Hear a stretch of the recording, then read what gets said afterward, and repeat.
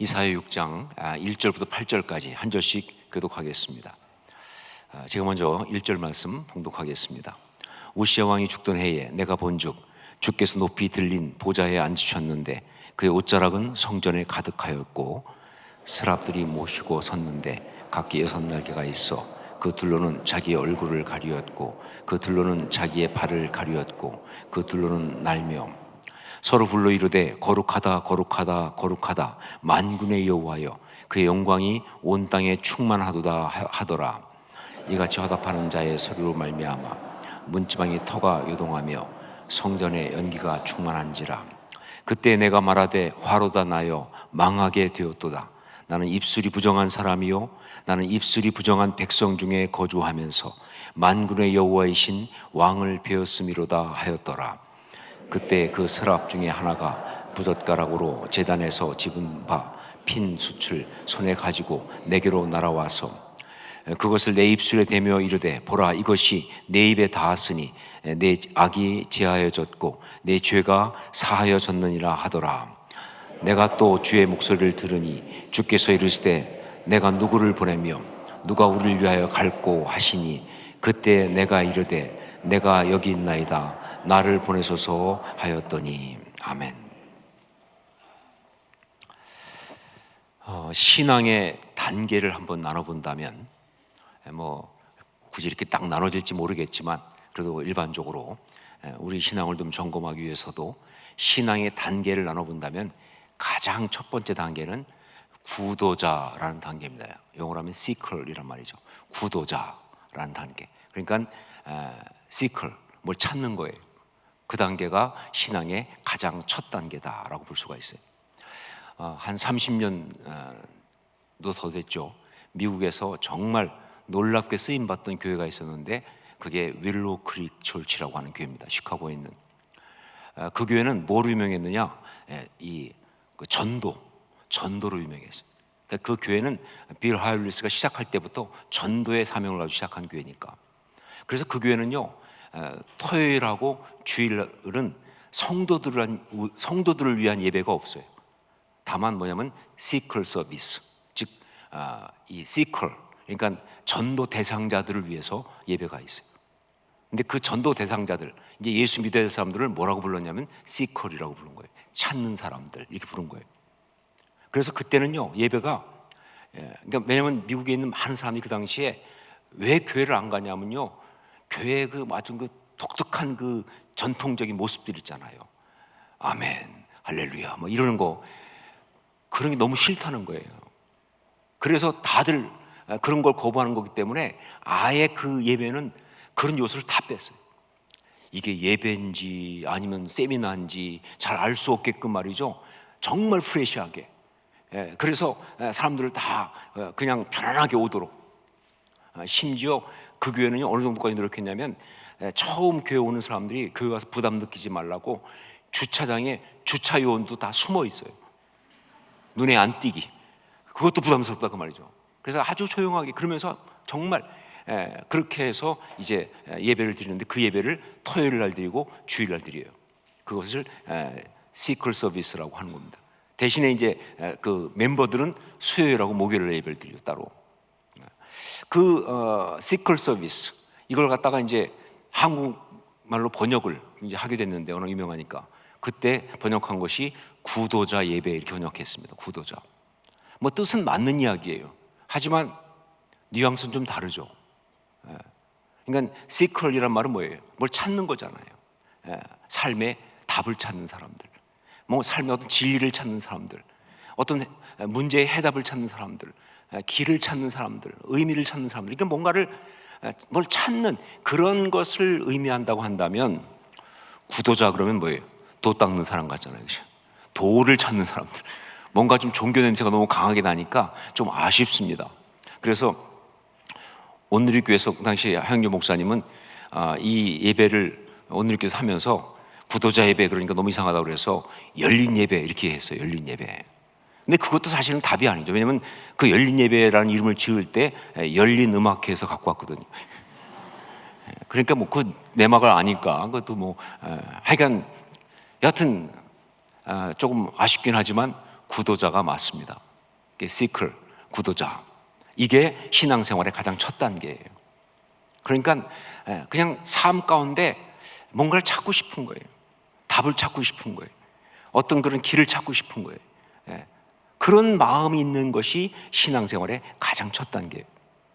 자, 그런데 그런 구도자, 즉 시클이라고 하는 그런 단계가 있으면 그 다음 두 번째 단계가 뭐냐? 바로 신자 단계, 신자. 영어로 하면 believer이라고 하는 신자, 믿는 사람이죠. 이거는 찾는 단계가 아니라 찾다가 드디어 찾은 겁니다. 찾다가 찾았습니다. 그래서 뭐예요? 영접하고 믿는 거예요. 더 이상 찾고 다니는 게 아니에요. 이제 믿는 겁니다. 영접하고 믿는 거예요. 그래서 신자, believer라고 하는 단계가 두 번째 단계예요. 이건 진짜 신앙생활을 하는 거죠. 그런데 그게 다가 아닙니다. 하나가 더 있다. 바로 그것이 뭐냐? 헌신자입니다. devotee라고 하는 헌신자. 이 헌신자 단계, devotee, 이 단계가 이게 신앙의 궁극적 목표예요. 신앙은 거기까지 가야 합니다. 신앙이라면 그게 마지막 정말 가장 중요한 골이에요. 그러니까 그냥 믿는 것이 아니라 헌신되어야 한다. 이게 정말 중요한 것이다. 재밌는 이야기를 한번 봤는데, 교회에서 이제 처음 새로 오신 분들을 새신자 이렇게 말하지 않습니까? 새신자 반도 있고 다 그래요. 그런데 누가 그런 얘기 하더라고요. 새신자는 시간이 가면 반드시 뭐가 된다? 헌신자가 된다. 이거 진리 아니에요, 그렇죠? 새신자는 시간 가면 헌신자가 되는 겁니다. 그렇잖아요. 새신랑이 시간 가면 헌신랑이 되듯이 말이죠, 그렇죠? 새신자는 시간이 가면 헌신자가 되는데, 물론 그때 헌신자라는 것은 낡은 오래된 이런 뜻의 헌신자라는 뜻일지 모르겠지만 말이 똑같잖아요. 근데 맞는 얘기예요. 모든 신앙을 시작한 사람은 다 뭐가 돼야 돼요? 헌신자가 돼야 되는 거예요. 그 신앙의 시작이 새신자였다 할지라도 반드시 시간이 되면 뭐가 돼야 한다? 헌신자가 돼야 한다. 오래된 낡은 그 뜻이 아니라 디보티, 즉 자기를 온전히 헌신한, 온전히 드린 그러한 신앙인으로서 헌신자가 되어야 한다. 이건 분명한 사실이에요. 우리 신앙의 목표는 헌신자입니다. 우리 신앙의 답은 헌신자가 되는 겁니다. 어떤 게 제대로 믿는 것이냐? 헌신자가 되어야 하는 거예요. 자, 그런데 이 헌신자, 이렇게 중요한 것인데, 이 헌신자가 되려면 반드시 뭐가 있어야 되느냐? 먼저 부르심이 있어야 된다. 이게 중요한 포인트입니다. 그러니까 부르심이 없으면 헌신자가 될 수가 없는 거예요. 만약 어떤 사람이 부르심이 없는데, 하나님이 부르시지 않았는데 자기가 헌신했다. 그건 헌신이 아니고 야망이죠. 그건 헌신이 아니고 욕심이죠. 그건 절대 하나님 앞에 아름답지도 않고 하나님에게 유익하지도 않습니다. 그 삶에도 마찬가지고요. 정말 그것은 너무 민망한 이야기다 하는 거예요, 어떻게 보면. 여러분, 사람들 가운데 누군가에게 이렇게 면박을 줄 때, 누가 와서 막 얘기하면은 막 그 사람 면박 줄 때 뭐라고 얘기합니까? 누가 물어봤어? 이렇게 말해요. 얼마나 민망합니까? 막 이거야. 근데 누가 물어봤어? 그러면 얼마나 민망합니까? 그렇죠? 또 뭐 와서 막 설칠 때 또 뭐라고 얘기합니까? 누가 불렀어? 혹은 뭐 누가 해달래? 그게 굉장히 민망한 케이스인데, 바로 부르심이 없는 헌신은 이것보다 훨씬 민망한 상황이다. 하나님 부르지도 않았는데 내가 하겠다, 이거 같이 민망한 게 어디 있어요? 이거 같이 정말 안타까운 게 어디 있어요? 여러분, 헌신자는요, 헌신을 위해서는요, 반드시 뭐가 먼저 있어야 한다? 부르심, 소명이 먼저 있어야 합니다.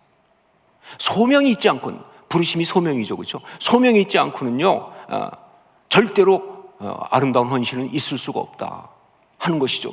자, 이 소명, 그 소명에 따른 헌신, 이야기를 정말 잘 보여준 것이 이사야 6장에 나오는 소위 이사야의 소명 이야기입니다. 이걸 이사야의 소명 기사 이렇게 말하거든요. 이사야의 소명 이야기예요. 성경에 나오는 소명 이야기 가운데 가장 귀한 것 중에 하나입니다. 제가 볼 때는 성경에 많은 소명의 이야기가 나오는데 그 중에 가장 귀한 것 중에 하나다라고 저는 생각합니다. 자, 그런데 이 이사야의 소명 이야기, 여기에서 우리가 먼저 알 것이 하나 있는데 그건 뭐냐? 소명이라는 것은 나의 삶 전체를 향한 부름이라는 것. 이게 중요합니다. 소명이라는 것은 뭐예요?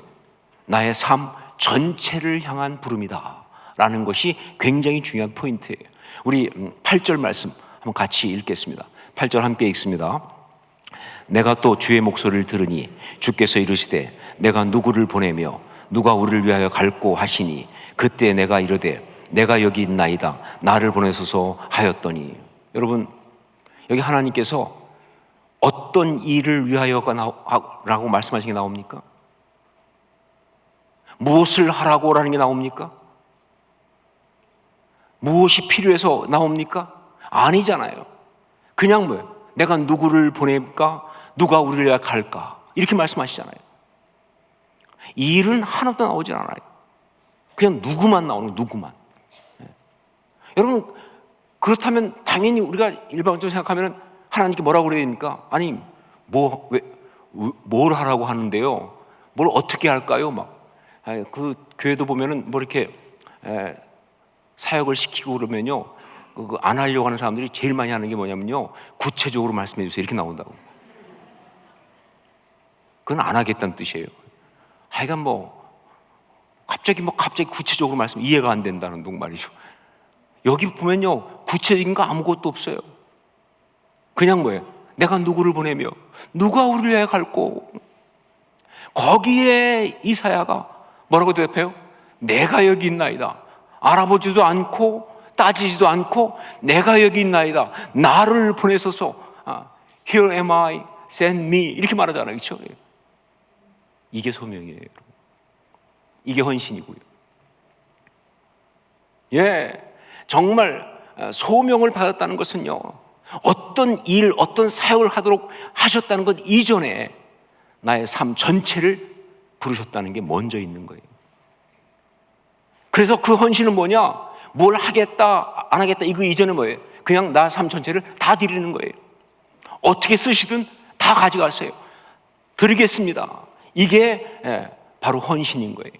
자, 그렇기 때문에 이렇게 말할 수 있습니다. 소명은 관계다라고. 소명은 관계다.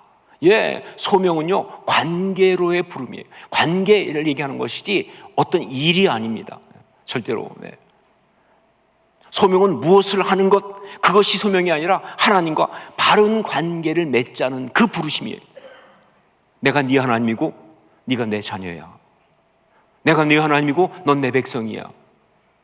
내가 너의 주님이 주고 너는 내 사람이야 라고 하는 이 관계를 맺자는 이야기가 그게 기본이에요.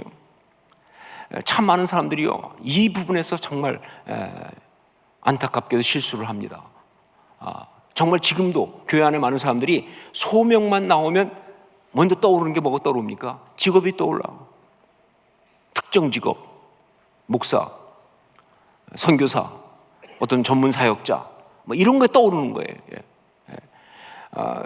여러분, 이러한 식의 생각이, 이게 잘못된 거거든요. 이런 식의 생각이 얼마나 한국교회에 큰 피해를 끼쳤는지 알기는 하세요, 여러분? 아마 생각 못 하실 거예요. 그게 무슨 큰 피해가 있나? 아니요, 한국교회에 정말 엄청난 폐해를 가져왔습니다. 여러분, 어떤 것이냐? 정말 그래요. 이런 것 때문에 어떤 문제가 생겼느냐? 한국교회 안에는요, 소수의 소명받은 자와 그리고 대다수의 소명받지 못한 것들과, 이런 것들이라고 하는 게 맞아요. 그 다음에 뭐예요? 소명을 받았으나 순종하지 않은 것들이 모여있는 거예요. 솔직히 얘기하자고요. 맞잖아요. 제가 지금 허황된 얘기하고 있습니까? 지금 과장하고 있나요? 한국교회는요, 솔직히 말하면 소수의 소명받은 자들과, 목사님, 사모님도 그냥 쳐주십시다. 사모님. 그 다음에 전도사님, 무슨 사역자들, 전문 사역자들, 일단 그런 사람들과 대다수의 소명을 받지 못한 사람들, 그리고 소명을 받았으나 순종하지 않은 사람들로 구성되어 있다고 생각하니까, 그러니 그 교회가 무슨 힘이 있겠습니까? 그러니 그 교회가 무슨 역할을 감당하고 어떻게 하나님의 역사를 감당할 수 있냐 그 말이에요. 그렇죠? 여러분, 종교개혁자들이 만인 제사장설 그리고 직업 소명론 말한 게 언젠데 아직도 우리는요 500년도 훨씬 넘었는데 아직도 우리는요 그 중세 가톨릭의 그 말도 안 되는 하이얼라키 계급 제도에 잡혀있냐 그 말이에요. 하여간 어떤 교회 가보면요 놀랍지도 않아요. 강단은 아무나 올라오는 게 아니야. 그래도 우리는 그래도 여기는 이렇게 저희 교회는 그냥 무대잖아요. 강단이 아니고. 그리고 신발 신고 올라오잖아요. 근데 어떤 교회 가니까 그 교회는 강단은 신발 신고 올라가면 안 돼. 그래서 신발을 벗으니까 또 그냥 맨발로 못 가니까 슬리퍼를 주더라고. 슬리퍼를 신고 올라가는데 그래서 신발은 안 되고 슬리퍼는 왜 되는지 잘 이해를 못 하겠어요. 근데 한 번은 제가 갔는데 슬리퍼를 주는데 특별히 저는 또 강사로 왔다고 그래갖고 슬리퍼 중에서 그 지압용 슬리퍼 있죠. 한번 좋은 거로 산 거예요. 그걸 줬어요. 그날 설교하면서 혼났어요, 제가요. 계속 지압이 되니까 막 정신이 왔다 갔다. 여러분 그거 한번 신고 한번 해보세요. 얼마나 힘든지. 아니 개신교가 왜 그러냐고요. 가톨릭도 아니고. 언제 없어진 그런 계급제도 하이라키를 지금도 적용하고 있냐 그 말이에요. 여러분 아니에요. 소명은 하나님이 그 인생 전체를 부르신 겁니다. 그러니까 예수 그리스도를 믿는 사람들은 이미 소명을 다 받았다. 분명히 말하지만 예수 그리스도를 믿는 사람들은 이미 소명을 다 받았다. 그 삶을 불렀잖아요. 여러분 예수 그리스도를 믿으면서 뭐라고 고백하십니까? 주님이라고 고백하잖아요. 그분을 주라고 고백하는 순간 뭐예요? 그분이 넌 내 거야. 내가 네 삶의 주인이야 하는 것을 받은 거잖아 이미. 그 소명을 받았고요. 그리고 그 소명 앞에 내가 이미 뭐예요? 내가 여기 있습니다. 나를 보내소서라고 답을 했습니다 이미. 기억 안 나세요? 안 했다고 우기시겠어요? 만약 답을 안 했으면 그리스도인이 아니죠. 영접한다는 게 뭐예요? 주님으로. 그게 Here am I. 내가 여기 있습니다. Send me. 그거 다 포함된 거예요. 물론 구체적으로 어떤 일은 아닐지 모르겠어요. 그건 계속 바뀝니다. 그렇지만 그 삶에 대한 부름은 이미 부르신 거예요. 이미 난 답을 한 거예요. 그리고 그렇기 때문에 여러분 또 중요한 게 뭐냐? 그렇습니다. 소명은 처음에 한 번만 받고 끝나는 게 아니에요. 내 삶 동안에 신앙생활 내내 그 모든 신앙생활의 주제는 소명과 헌신이에요. 부르심과 헌신이에요. 다 그 얘기입니다. 매일 모든 순간에 부르심과 헌신의 이야기가 계속 우리 가운데 우리 삶 신앙의 주제가 되는 것. 이게 신앙생활이라는 거예요. 자, 이 첫 번째 메시지고 두 번째 또 이 이야기에서 우리가 받을 수 있는 정말 중요한 메시지. 그것은 바로 뭐냐? 소명이, 부르심이 삶의 모든 문제의 해답이고 축복이다 하는 겁니다. 소명이, 부르심이 부담이 아니고 삶의 모든 문제의 해답이고 축복이다라는 사실입니다. 여러분 우리가 살아가면서 정말 많은 문제와 어려움들, 갈등과 어떤 고통들을 맛보고 살아갑니다. 그게 인생이니까 어쩔 수가 없어요. 죄 가운데 있는 삶을 살아가면서 피할 수 없어요. 그렇기 때문에 삶의 가장 많은 부분들은 어떻게 살아가느냐? 그거 풀며 살아가는 거예요. 그러니까 우리 인생은 그냥 그야말로 사건 처리반이야. 오늘 사건 터지면 이거 해결하고 해결도 못하죠. 그냥 해결 못한 채 넘어가면 다음날 또 다른 사건 터져. 그것도 또 해결하다가 안 되면 또 다른 사건 터져. 그러면서 그냥 그 미제 사건이 쭉 쌓인 게 인생이야. 결국 못 풀고 계속 가는 거예요. 그게 모든 인생들이에요. 신앙 없는 사람들의 이야기예요. 자, 그런데 여러분 신앙 있는 사람으로 얘기합니다. 우리 삶에 있는 모든 갈등, 고민, 문제의 해결은 뭐냐? 진정한 해결책은 뭐냐? 그게 바로 소명이라는 거예요. 그게 바로 부르심을 통해서라는 거예요. 어떻게 하는 것이냐? 새롭게 소명을 받고, 소명을 받았다는 말도 좋고요, 소명을 자각했단 말도 좋아요. 새롭게 소명을 깨닫고, 그리고 그 소명에 헌신하면서 문제가 풀리는 거예요. 나를 그렇게 붙들고 있던 문제, 도저히 안 될 것 같은 문제, 어떻게 방법이 없던 문제, 그런데 그 문제를 가지고 하나님 앞에 나가 기도하면 하나님께서 뭐예요? 나를 부르신다고요.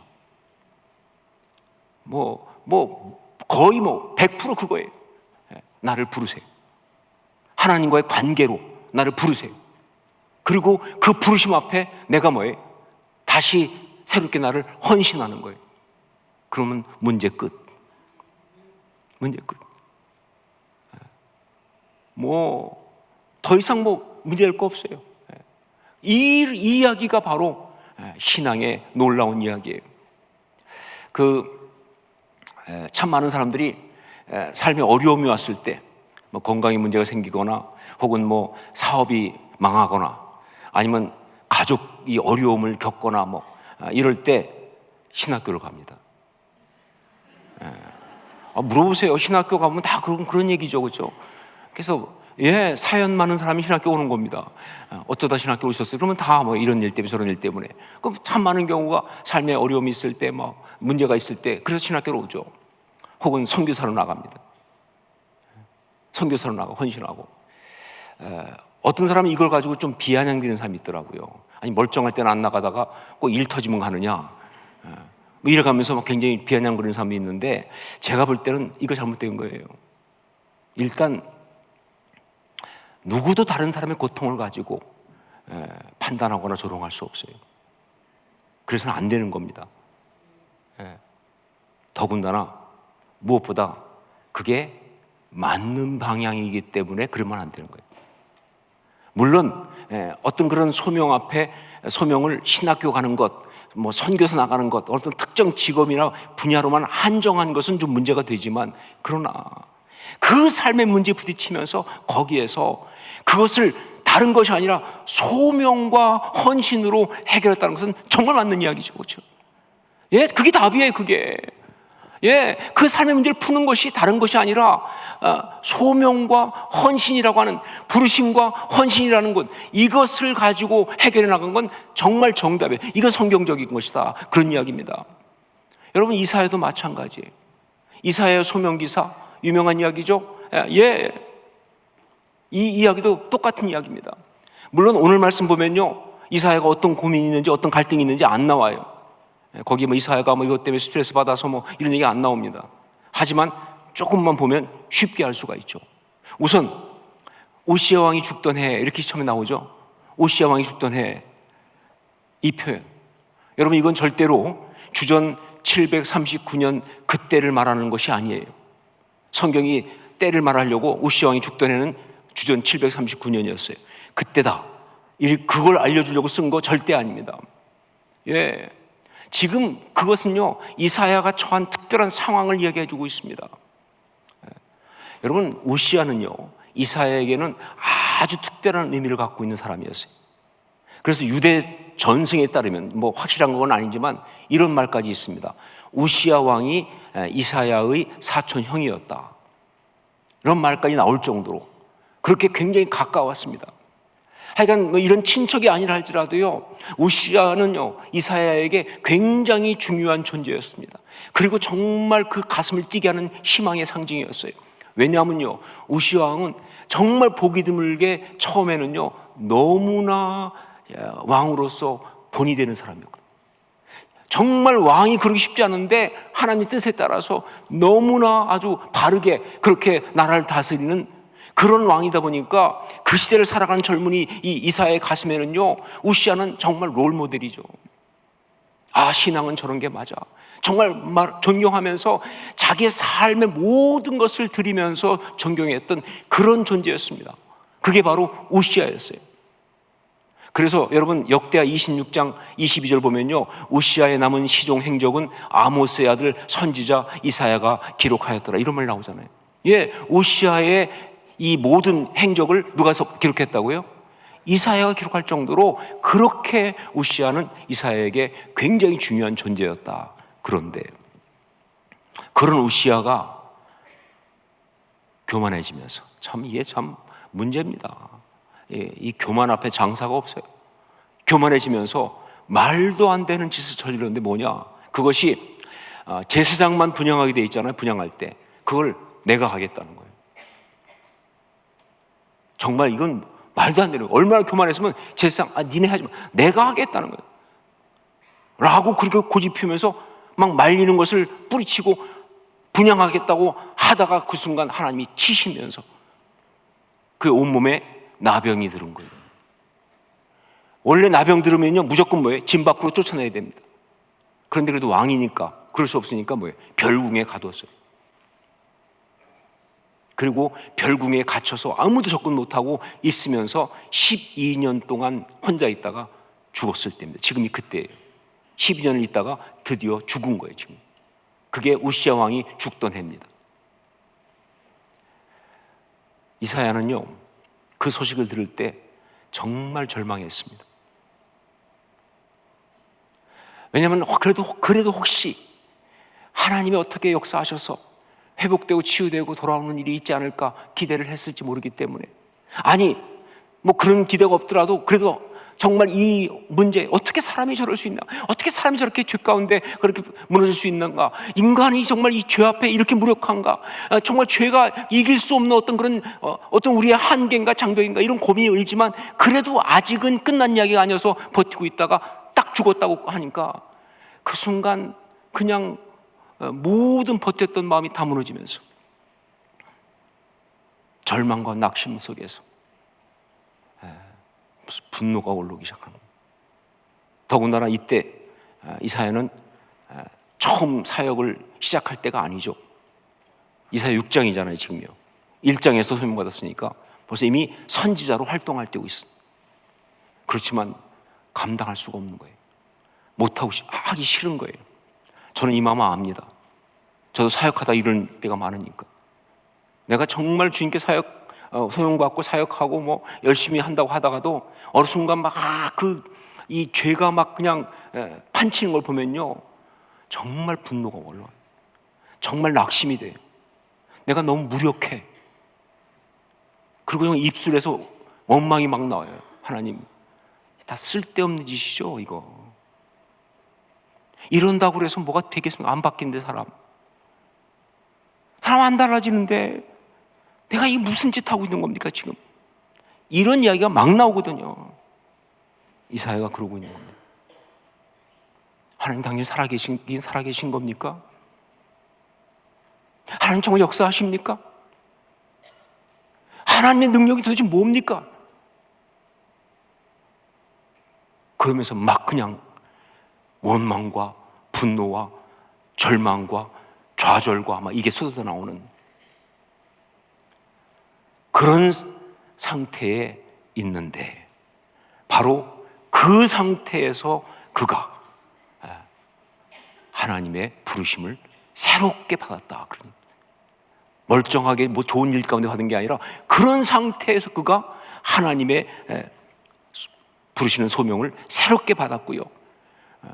그 가운데서 그가 그 소명 앞에 헌신하는 그런 역사가 있었다 하는 것이 오늘 말씀의 배경이에요. 이게 확실한 것은요, 하나님의 임재가 있었을 때 그가 보인 반응을 보면 알 수가 있습니다. 하나님의 임재가 있었을 때 그가 보인 반응, 이걸 보면 확실하게 이런 이야기인 것을 알 수가 있어요. 우리 5절부터 7절까지 말씀을 함께 읽겠습니다. 5절로 7절 같이 읽습니다. 그때 내가 말하되 화로다 나여 망하게 되었도다. 나는 입술이 부정한 사람이요 나는 입술이 부정한 백성 중에 거주하면서 만군의 여호와이신 왕을 배웠음이로다 하였더라. 그때에 그 스랍 중에 하나가 부젓가락으로 제단에서 집은 바 핀 숯을 손에 가지고 내게로 날아와서 그것을 내 입술에 대며 이르되 보라 이것이 내 입에 닿았으니 내 악이 제하여졌고 내 죄가 사하여졌느니라 하더라. 여기서 이사야가 뭐라고 말합니까? 하나님의 임재 앞에서 그가 뭐라고 말합니까? 화로다 나여 망하게 되었도다.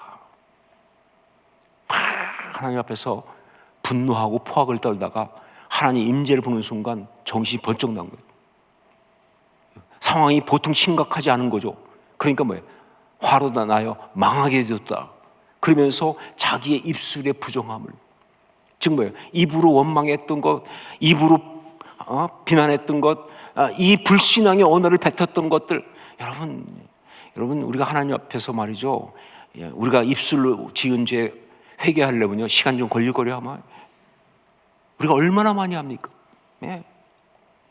그 모든 언어의 어떤 그런 부정한 그런 그 마귀한테 그냥 다 바친 거죠. 그런 것들, 그런 것들이 깨달아지면서 막 절망하는 거예요. 그런데 이게 진짜이기 때문에 상징이 아니죠. 그러니까 뭐예요? 하나님 어떻게 하십니까? 스랍천사를 통해서 제단에 있는 핀 숯을 가지고 와서 그 입술에 대면서 내 죄가 사해졌다, 네가 이제 용서받았다 라고 치유를 선포하잖아요. 그렇죠? 그런 상태예요. 이게 이사야가 이 소명을 받을 때 그때의 상황이에요. 자기의 죄 때문에, 자기의 문제 때문에 그러면서 막 그냥 절망하고 있었던 바로 그런 상황. 자, 그런데 그래도 말이죠, 여기서 우리가 봐야 될 중요한 건 뭐냐? 이사야가 정말 그래도 귀한 것은 그렇게 분노하고 그렇게 원망하고 그렇게 불평하고 막 그런 가운데인데 그래도 그걸 어디서 했다? 그걸 어디서 했다? 동네 반상에 가서 한 게 아니다 그 말입니다.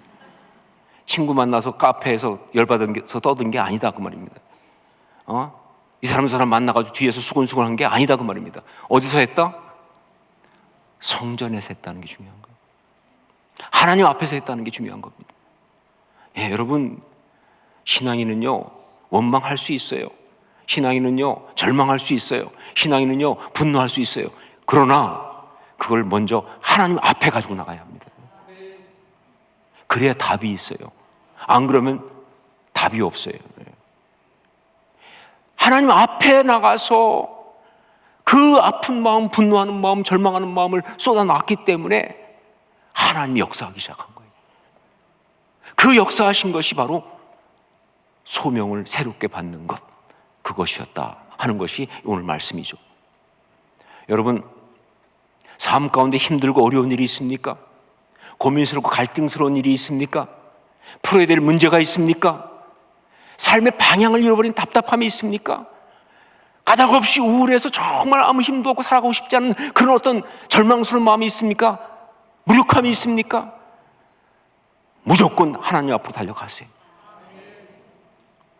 그게 어떤 것이든 하나님 앞에 가지고 나가서 기도하는 것이 그게 답이에요. 그 외에 다른 어떤 것도 답이 아닙니다. 무슨 혼자 생각 마녀, 머리만 아프고 더 빠져들죠. 그렇죠? 어떤 사람은 다른 주님을 향해 가시더라고요. 아침 이슬 같은 주님, 처음 같은 주님, 그래서 해결받은 사람 아무도 없어요. 오히려 더 망가지는 거죠. 아니요, 하나님 앞에 가지고 나와야 합니다. 분노해도 하나님 앞에서, 절망해도 하나님 앞에서, 원망해도 하나님 앞에서, 절망해도 하나님 앞에서 해야 되는 거예요. 그러면요, 전 분명히 믿습니다. 하나님이 그 사람을 다루기 시작하세요. 그 순간 그 모든 걸 다루기 시작합니다. 하나님이 그걸 보고 그냥 가만히 계시거나 혹은 말이죠, 하나님이 짜증내면서 왜 나 여기 와서 그러느냐, 네가 절대 그러지 않으세요. 하나님은 치유하세요. 불쌍히 여기시면서, 그러면서 하나님이 그 치유하시고 그를 회복시키시고 해결하시는데, 그 해결하심의 절정에 뭐가 있느냐? 부르심이 있다는 거예요. 그리고 그 부르심 앞에 내가 헌신할 때 완결되는 거예요. 문제가. 그게 하나님의 이야기예요. 제가 미국에 있을 때 알던 한 집사님이 있는데, 이분은 한국에서 나름 전도 유명한 화가였습니다. 그런데 예술가들이 흔히 그러하듯이 이분은 정말 자유분방한 성격의 소유자고요. 그리고 굉장히 자기중심적인, 자기의가 강한 그런 사람이었어요. 그래가지고는요, 정말 성장기부터 교회 장로님이신 아버지와 많은 갈등을 겪었어요. 나는 내 멋대로 살고 싶은데 아버지는 자꾸 신앙적으로 이렇게 제재를 가하는 것 같으니까. 그러니까 그 아버지가 굉장히 막 야단치고 그런 건 아니어도 그냥 싫은 거예요. 그래서 자꾸 반항하고 자꾸 제 멋대로 가고 막 이런 그런 식으로 있다가 나중에 이제 거의 도망치는 마음으로 결혼하고는 미국으로 그냥 이민 와버린 거예요. 와갖고는 이제 이민 생활하고 있는데 그게 재밌나요? 여러분, 돌아온 탕자 비유에서 이미 아듯이 그렇게 아버지를 떠나면 그 삶에 무슨 답이 있습니까? 없잖아요. 그러니까 이민 와가지고 이제 고생, 그것도 그냥 고생이 아니라 개고생하면서 그렇죠. 그러면서 이제 화가지만 작품이고 그냥 생계를 위해서 일도 하고 그다음에 레슨도 하고 이래가면서 무의미한, 자기가 생각할 때 이건 인생이 아니야 싶을 정도로 의미 없는 삶을 그냥 사는 거예요. 근데 그런 중에 그래도 이분에게 그래도 정말 나름 좀 가치와 의미가 있는 건 뭐냐면 두 아들이에요. 두 아들이 공부를 잘해. 그래서 이 두 아들, 그래도 공부도 곧잘 하는 이 아들들 키우는 재미에 대부분 이민 생활이 다 그러죠. 그러니까 막 이민자들 보면 다 자식 때문에 이민 왔다고 그러고요, 다 자식 때문에 이민 생활해요. 그러니 그 자식은 얼마나 부담스럽겠어요. 하긴 지가 결정하고 몽땅도 나 때문이라고 그러니까 얼마나 짜증나겠어요. 그래서 정말 이민 가정에는 그 부모 자식 간 문제가 많은 거예요. 잘못된 목표 설정이니까. 그래도 이분도 똑같이 그냥 두 아들, 나름 또 아들들이 또 곧잘 하니까. 그런데 그러던 어느 날 그 아들 중에 하나가 친구들하고 함께 어디를 갔다가 깽단들 싸움에 휘말렸어요. 이 아들은 깽단은 아니에요. 그렇지만 깽단들 싸움에 휘말렸어요. 근데 그 휘말릴 때 하필이면 깽단인 그 친구 하나가 급하니까 자기 총을 이 아들한테 네가 좀 갖고 있어라 라고 맡긴 거예요. 이 아들이 그냥 엉겹길에 받고 있다가 경찰에 덮쳤어요. 그래서 그냥 꼼짝없이 총 들고 잡힌 거예요. 이거는 그냥 펠로니죠. 이거는 답이 없어요. 그래서 재판을 받고 이제 실형을 사는데 이분이 너무 화가 나요. 너무 답답하고 어떻게 인생이 이렇게 꼬이는가. 분노가, 그러지 않아도 삶에 대한 분노가 있는데, 그러지 않아도 하나님께 짜증나는 게 많은 판인데 이런 상황 되니까 너무 화가 나는 거예요. 그래가지고 분노하니까 당연히 어떻게 하겠습니까? 이런 사람들의 특징이 뭐예요? 이들 화가 날 때 누구를 원망한다? 원망해서는 절대로 안 되는 사람. 마귀가 사실은 가장 노리고 있는 포인트가 뭐예요? 자기 아내죠. 아내를 원망하는 거죠. 넌 도대체 어떻게 했길래? 그러면 아내에 대해서 분노를 표출하고 원망하니까 부부 사이가 최악이 된 거예요. 그러면서 가정이 흔들린 거예요. 너무 화가 나고 분노하니까 이 사람은 그냥 집에서 나왔어요. 나와가지고 그래가지고 그 미니밴 그 차 안에 들어가서 거기서 자는 거예요. 집에 안 들어간다. 그렇게 며칠 버티면서 일종의 자학 모드로 들어가가지고 사실은 하나님께 화가 난 거죠. 하나님께 삐져가지고. 그러면서 그 속에 있으면서 근데 그래도 그 아버지의 그 신앙의 유산도 있고 그래도 하여간 암만 건성 다녔지만 교회를 다녔긴 했으니까 거기서 그렇게 며칠 화내고 분노하고 원망하고 하다가 어느 날 그 가운데 기도하는 가운데 그래도 성령께서 임하신 거예요. 성령께서 임하시면서 그러면서 하나님이 이렇게 말씀하시더라는 거예요. 막 분노하고 그러고 있는데 하나님이 아들아, 이 가정 누가 지켜야겠냐? 이 가정 정말 소중한 가정인데 이거 누가 지키냐? 그러면서 또 하신 말씀이 저 울고 있는 저 불쌍한 여자 누가 위로해 주느냐 말이죠. 얼마나 마음이 아프겠어요. 누구보다 그 아내의 마음이 아플 거 아니에요. 저 울고 있는 저 불쌍한 여인 누가 위로해 주느냐? 또 막 그 먼 곳에서 떨고 있는, 그리고 가까이서 또 떨고 있는 그 아들들 누가 붙잡아 주냐?